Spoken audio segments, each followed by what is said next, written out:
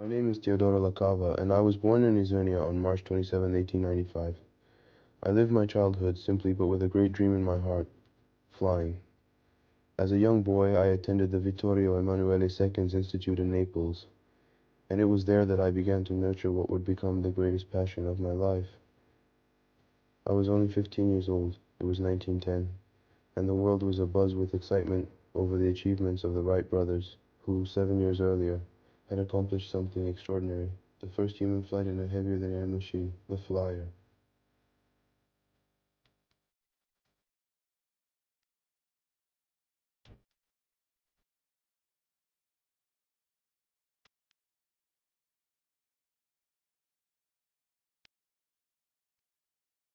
Those years were thrilling for someone like me, who dreamed of the skies, experiments, records, but also many failures. However, aviation was not a dream accessible to everyone. It was a luxury for the few, for those who could rely on wealthy families or significant funding. I, with my humble origins, had neither, and yet the desire to fly never left me. As a young man, I began searching for a way to quench my thirst for flight without necessarily experiencing it firsthand. I delved into scientific magazines of the time, such as Il Secolo XX, La Scienza per Tutti, and the renowned Touring Club, which reported on the exploits of daring aviators. Among them were Captains Saconet and Madio, who in France conducted human lifting experiments using kites. In England, the visionary Samuel Franklin Cody supplied the military with kites capable of carrying an observer in a wicker basket. I quickly realized that kites could be the means to fulfill my dream. At 15, with my manual skills, I set up a small workshop equipped with the necessary materials: lightweight wood, cotton fabrics, and ropes. I dedicated myself to building kites with my friend Francesco Giordani, a 14-year-old passionate about aerodynamics, whose knowledge complemented my craftsmanship. Together, we succeeded in designing a kite with a unique and original design, unlike anything seen before. Together with my friend Francesco Giordani, the construction of our first reliable kite inspired us to create four more, increasing in size to experiment with train flight.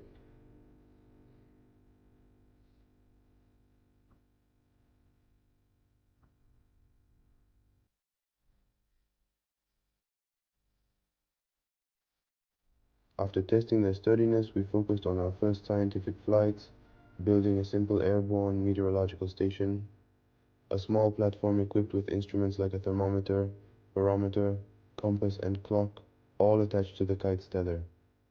A camera captured dates using a fuse-triggered mechanism, though these experiments demanded significant financial resources. To fund our projects, we took up aerial photography with the kites. We carried a camera in the air with our kites, taking pictures of Naples and the surrounding areas, which we then resold. We also invented a system for launching advertising flyers, a mechanism with a fuse that would explode a firecracker in the air, attracting attention, and then immediately release the flyers. We used the seafront for the weather reliefs, while for the flyers, we preferred the spaces near Salerno Palace. Our activities attracted the interest of other young enthusiasts, such as Corradino Corrado, who started as an assistant and later became a pilot officer in the Regia Aeronautica, setting an international flight distance record in 1934. Aviation magazines of the time also noticed our work, and in 1914 one of my articles on kites was published by the LAN, Lega Aerea Nazionale. We continued our experiments for several years, participating in events like those at Monte Monarco and the Milan Hippodrome. However, everything came to a halt with the outbreak of World War I, when I enlisted in the army. After joining the army, I finally had the opportunity to attend a pilot training course and soon obtained the much coveted pilot's license. I was assigned to the prestigious 39th Squadron Linci, active since January 1917, at the Squadron Training Center in Arcadium, Treviso. The squadron operated with 8 Savoia Familio SP-2 reconnaissance aircraft. Initially, we focused on reconnaissance flights, but later undertook numerous bombing missions. Under the command of Captain Luigi Rizzo, I carried out many flights, despite the Savoia Familio aircraft being notorious for serious design flaws that made them difficult to handle and prone to flipping mid-flight.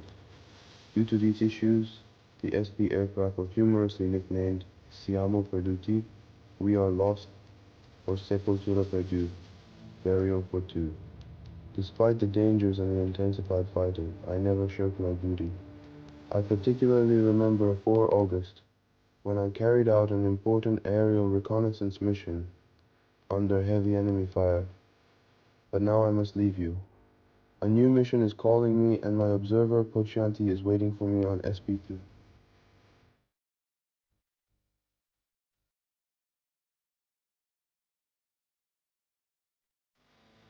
Dotado Teodoro Lacava met his tragic end on 19 August 1917 during a bombing mission in the 11th Battle of the Isonzo. His Savoia Pomiglio, slow and difficult to maneuver, encountered in the skies over Goriansko the enemy fighter piloted by Hoffmann Godwin von Bromowski, an Austro-Hungarian ace. Bromowski, destined to become the greatest ace of his air force with 35 officially recognized kills, easily got the better of the fragile Italian biplane. The Savoia Pomiglio, which was hit and enveloped in flames, crashed tragically, taking Lieutenant Lacava and Lieutenant Observer Cesare Poccianti with it. Neither the bodies nor the remains of the aircraft were ever found, leaving a deep void in the heart of those who knew them.